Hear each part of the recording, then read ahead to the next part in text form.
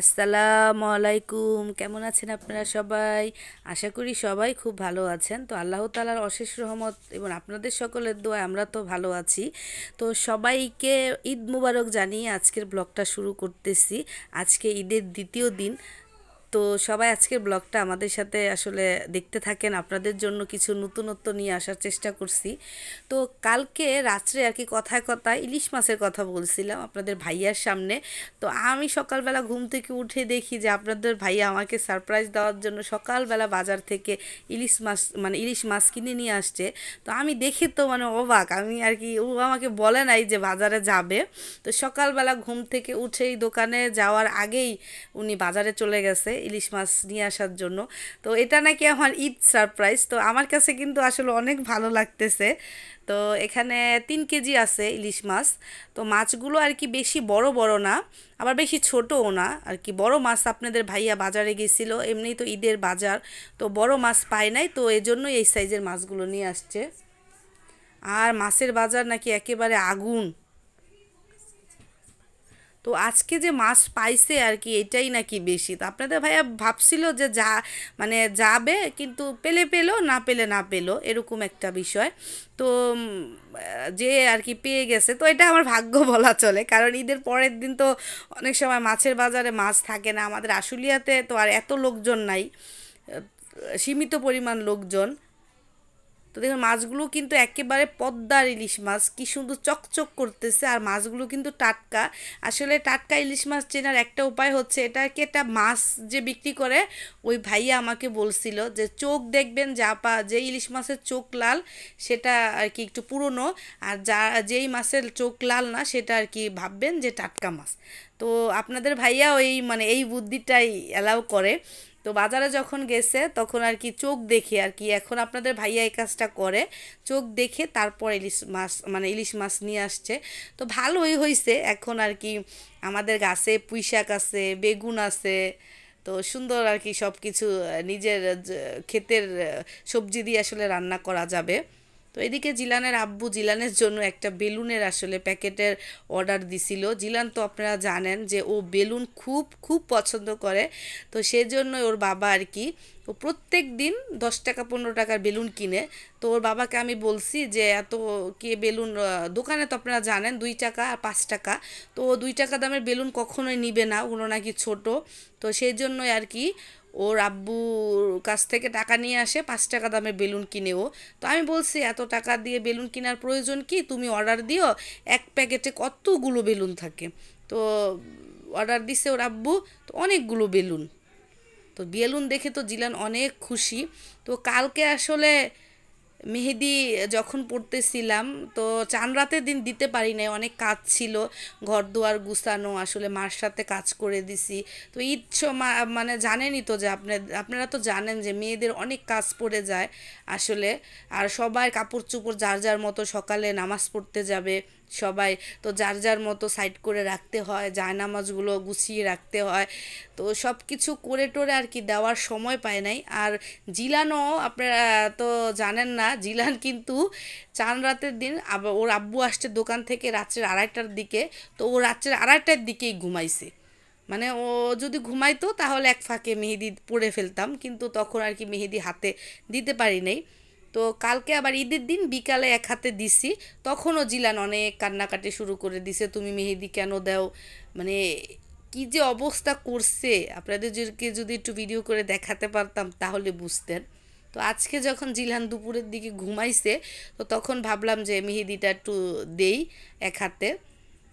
তো এটাই আপনাদের সাথে একটু শেয়ার করলাম, আসলে পেমা দিয়ে দিচ্ছে। তো আমার আবার একটু বড় বড় ফুল পছন্দ আর কি। তারা জিলান কখন ঘুম থেকে উঠে যায়, তো ছোট ছোট করে দিতে গেলে দেখা যায় যে একটু দেরি হবে। তো পেবাকে বললাম যে একটু বড় বড় করে বোন তাড়াতাড়ি দিয়ে দে, কারণ জিলান যদি উঠে যায়। আসলে ঈদ মানে কিন্তু আনন্দ, ঈদ মানে খুশি। তো যখন ছোট ছিলাম তখনকার ঈদ ছিল একরকম, এখন আসলে এখনকার ঈদ অন্যরকম। তো আগে কিন্তু আপনারা জানেন যে শাহজাদি কোণগুলো কিন্তু প্রথম বের হইছে। তো যখন শাহজাদি কোণগুলো বের হইছে তখন কিন্তু হাতের মধ্যে দিয়ে সারা রাত আসলে মেহেদি থাকতো, আর সকালবেলা উঠে দেখতাম বিছানার মধ্যে মেহেদির গুঁড়া পড়ে আছে।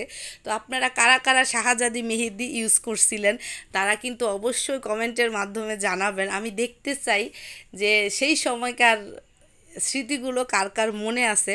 তো আপনারা প্লিজ কমেন্টে জানাবেন কারা কারা শাহজাদি মেহেদি দিয়ে সারা রাত ঘুমিয়ে পড়তেন, আর কার চুলের মধ্যে আসলে মেহেদি থাকতো, অনেকে জামার মধ্যে ভরে থাকতো মেহেদি। মানে সেই স্মৃতিগুলো আসলে ভোলা যায় না। তো শাহজাদি মেহেদিগুলো কিন্তু আসলে কোম্পানিটাই মনে হয় নাই, আমাদের এদিকে পাওয়া যায় না আসলে। তো মমতাজ মেহেদি নিয়ে আসছিলাম দুইটা, রাঙাপরি আর স্মার্ট, চারটা মেহেদি নিয়ে আসছি, কারণ এত মেহেদি আর ওরা পড়তে চায় না। তো জিলানের জন্য একটা, লালন মিলনের জন্য একটা, আর আমাদের তিন বোনের জন্য দুইটা নিয়ে আসছি। তো প্রেমা আবার কোনটা খুব পছন্দ করে আসলে, কাবেরী ইন্ডিয়ান যে পাকিস্তানি কোনটা, তো সেটা আর কি আমার খালামণিকে বলছি তো সেটা দুইটা নিয়ে আসতে। তো খালামণিদের ওইখানে আবার পার্লারে পাওয়া যায় এক নম্বর যে কোনটা, তো আমাদের এখানে পাওয়া যায় না, একেবারেই হাতে বসে না। তো দুইবার এনে আসলে ঠকে গেছি, তো সেজন্য আসলে আনি না। তো খালামণি যখন নিয়ে আসবে তখন আপনাদেরকে দেখাবো। তো সেজন্য আর কি মমতাজ মেহেদিটা আবার আমার কাছে খুব ভালো লাগে, আমার কালো যত কালো হবে মেহেদি আমার কাছে তত ভাল লাগে।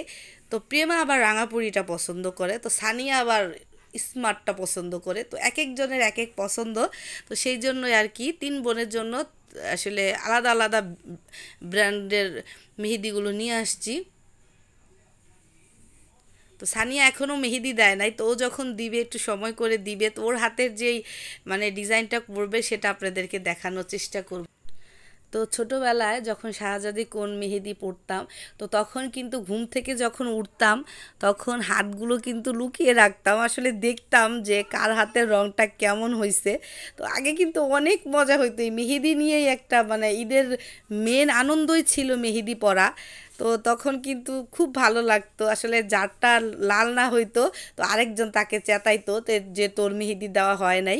তো খালামণিদের দেখতাম যে ওনারা ওনাদের হাতে মেহেদি মানে রং গাঢ় করার জন্য লেবু ডলতো হাতের মধ্যে, তারপরে দেখতাম কি মধু ডলতেছে, মানে দেখতাম মানে বিভিন্ন রকমের ঘরোয়া পন্থা তারা ইয়ে করতো। আবার আমি দেখছি ছোটোবেলায় একটা জিনিস, সেটা হয়তো আপনারাও দেখছেন, যে চাপাতি দিয়ে একটা আর কি নখ কালো করার একটা ইয়ে বানাইতো। তো কারা কারা সেই জিনিসটার ইয়াটা জানেন অবশ্যই আমাকে প্লিজ কমেন্টের মাধ্যমে জানাবেন। তো খালামণিদের দেখতাম চা পাতা দিয়ে একটা ইয়ে বানিয়ে তারপরে নখের মধ্যে দিয়ে রাখতো। তো আমরা কখনো দেই নাই, তো আম্মু আর কি দিতে দেয় নাই, চা পাতি আর চুন ব্যবহার করতো মনে হয়। তো আর কি সেজন্য আম্মু দিতে দেয় নাই, তো খালামণিরা দিত। তো আসলে মেহেদি নিয়েই অনেক তুলকালাম কাণ্ড হয়ে যেত। তো সেই ঈদগুলো কিন্তু এখনও মনে পড়ে আসলে। তখন আমার দাদা জীবিত ছিল, দাদা আমাদের বাড়িতে আসতো, দাদার জন্য লুঙ্গি কিনতাম, তারপরে পায়জামা পাঞ্জাবির কাপড় কিনতো আম্মু। তো আমার দাদা আসলে রেডিমেড পাঞ্জাবি পরতে পারতো না, তো ওনাকে আর কি এক কালার টরি কাপড়ের পাঞ্জাবি বানায় দিতে হতো। আসলে দাদাকে সবসময় মিস করি যখন ঈদ আসে। এদিকে কিন্তু আজকে 2 দিন ধরে কিন্তু প্রচণ্ড গরম ছিল, যার জন্য আজকে একটু বের হওয়ার কথা ছিল আবার মানে বাবুকে নিয়ে। তো আমাদের এখানে একটা জায়গা আছে 60 ফুট, তো সবাই অনেক জায়গা থেকে মানুষ আসতেছে দেখার জন্য। তো আমরাও যাওয়ার কথা ছিল, কিন্তু যেই গরম ছিল, তো এই গরমের জন্য আপনাদের ভাইয়া বলে যাওয়ার দরকার নাই, বাবু আবার অসুস্থ হয়ে যাবে। তো হঠাৎ করে আসলে সেই গরম থেকে আসলে মানুষকে রক্ষা করার জন্য আল্লাহ পাক একটু মেঘের ছোঁয়া আসলে হঠাৎ করেই, মানে হঠাৎ করে আমরা যখন রুমের মধ্যে বসেছিলাম দেখলাম যে বাইরটা একটু অন্ধকার হয়ে গেছে, আর সাথে সাথেই আর কি বৃষ্টি চলে আসছে। তো আল্লাহর দেওয়া যেই একটা ঠান্ডা, এখন কিন্তু অনেক ঠান্ডা লাগতেছে যখন বৃষ্টিটা হলো। তো প্রকৃতিটা কিন্তু একেবারেই শীতল হয়ে গেছে, অনেক ভালো লাগতেছে আসলে বৃষ্টির ঝিমঝিম আওয়াজটা। তো সেই জন্য ভাবলাম আপনাদেরকে একটু বৃষ্টি দেখাই। তো আমাদের এই ব্লগটি যদি আপনাদের ভালো লেগে থাকে তাহলে অবশ্যই আমাদের চ্যানেলটিকে সাবস্ক্রাইব করবেন, লাইক কমেন্ট শেয়ার করতে ভুলবেন না। সবাই আমাদের পাশে থাকবেন, সাপোর্ট করবেন, এটা আপনাদের কাছে মানে একটা অনুরোধ। আসলে আপনারা যদি সাপোর্ট না করতেন এত দূর আসতে পারতাম না। আর আবারও সবাইকে সুহানা জান্নাত ব্লগে স্বাগত জানাইতেছি। সবাইকে পবিত্র ঈদুল ফিতরের দ্বিতীয় দিনের শুভেচ্ছা। সবার ঈদ ভালো কাটুক, আনন্দে কাটুক, এই দোয়াই করি।